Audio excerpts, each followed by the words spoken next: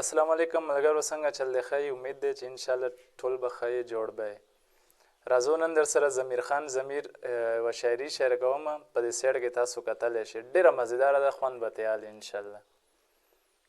د دې پښتونو لس کاروان د اخرې شهید شي. ډېره مننه، خو څلور شعرونه چې ښځه غریب یم مالی نه راکوي، دا هم سب بینک کې منیجره نه ده او دې څه ویل د تعلیمه تم کړی دی، دا هم 18 ګریډ افسره نه ده. دې څه ویل د تعلیمه تم کړی دی، دا هم 18 ګریډ افسره نه ده او زما د زړه علاج یې ونه کړو، ناسې د روغ وایي ډاکټره نه ده. صحیح وایي ښه ضمیر خان ضمیر. زما د زړه علاج یې ونه کړو، ناسې د روغ وایي ډاکټره نه ده او تا ویل علاج به دې د زړه کوي. ستا مې دا خبره خوښه شوې ده او اوس په حقیقت کې مین شوی یم، اوس مې یو ډاکټره خوښه شوې ده چې د یارانې دور دوران کې خو دې ښه خوښه وه، هغه تور سرې دې د کور شو، اوس دې نه ده خوښه. تا خو ویل چې زه په دې باندې له سر نه تېر یم، خواره د یو بچنګي مور شو، اوس دې نه ده خوښه.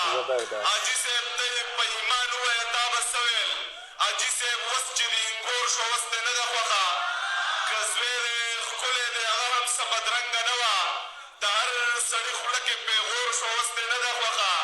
او چې محبت سمه د شوګر بیماري ده، خوشحالي لکه خواږه را باندې بندي او ضمیر خانه اوس مې وروڼه شکیان شوي، خدای دې ړوند که دروته را باندې بندي.